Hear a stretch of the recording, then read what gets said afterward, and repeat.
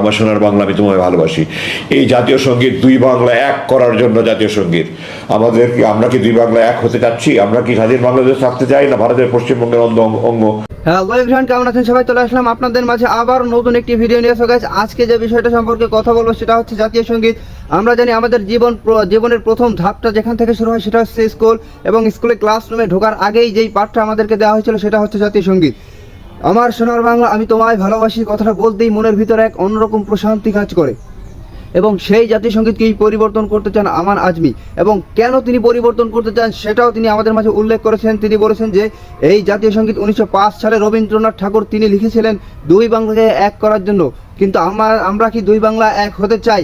আমরা কি ভারতের কৃতদাস হয়ে থাকতে চাই? তিনি এই প্রশ্ন আমাদের মাঝে ছুড়ে দিয়েছেন, এবং তিনি বলেছেন স্বাধীন বাংলাদেশে এই জাতীয় সঙ্গীত স্বাধীন বাংলাদেশের সম্পূর্ণই পরিপন্থী, যার কারণে এই জাতীয় সঙ্গীত পরিবর্তন করা অবশ্যই জরুরি। তো গাইস, কথা না বাড়িয়ে চলে যাবো আমরা সরাসরি স্ক্রিনে, এবং বিস্তারিত থাকতে সম্পূর্ণ ভিডিও জুড়ে। আমাদের জাতীয় সঙ্গীত আমি আপনাদের দৃষ্টি আকর্ষণ করতে চাই। 1905 বঙ্গভঙ্গ রদের জন্য এটা রবীন্দ্রনাথ লিখেছিল আমার সোনার বাংলা আমি তোমায় ভালোবাসি। এই জাতীয় সঙ্গীত দুই বাংলা এক করার জন্য জাতীয় সঙ্গীত। আমরা কি দুই বাংলা এক হতে চাচ্ছি? আমরা কি স্বাধীন বাংলাদেশ থাকতে চাই না ভারতের পশ্চিমবঙ্গের অঙ্গীভূত রাজ্য হতে চাই ভারতের? আপনারা বলেন, আমরা স্বাধীন বাংলাদেশ চেয়েছি, স্বাধীন বাংলাদেশ থাকতে চাই। এই জাতীয় সঙ্গীত আমাদের স্বাধীন বাংলাদেশের অস্তিত্বের পরিপন্থী। আমি জোর দাবি জানাচ্ছি নতুন জাতীয় সঙ্গীত আমাদের তৈরি করা হোক। আমার শরীরের প্রতিটা অনুপরমাণু, শিরা উপসার, লঙ্কুর রক্তবিন্দু, সমস্ত অস্থিমজ্জা খাঁটি দেশপ্রেমিক আপাদমস্ত আমি সৈনিক। আমি দেশের জন্য জীবন দেওয়ার জন্য শপথ নিয়েছি, আমি যোগদান করেছি, আমি এখনও প্রস্তুত দেশের জন্য জীবন দেওয়ার জন্য। তো আমি বলেছি যে আমাকে যে খুব ভারতের বিরুদ্ধে ফেসবুক এত সোচ্চার কেন? তো আমি বললাম ভারতের বিরুদ্ধে ফেসবুকে সোচ্চার হওয়া যদি বেআইনি হয় তাহলে আপনারা আমাকে আটকে রেখেছেন কেন? বিচার বহির্ভূত আমাকে সে আইনে মামলা দিচ্ছেন না কেন? আর আমি স্বাধীনতা যুদ্ধের পর থেকে, আমি 2016 সালে 7 ডিসেম্বরের কথা বলছি, তখন স্বাধীনতার 45 বছর প্রায়। আমি বলছি আমি স্বাধীনতার পরে 45 বছরে ভারতকে বন্ধু হিসাবে দেখিনি। আমি ভারতকে একটা বন্ধু প্রতিবেশী রাষ্ট্র হিসেবে দেখতে চাই।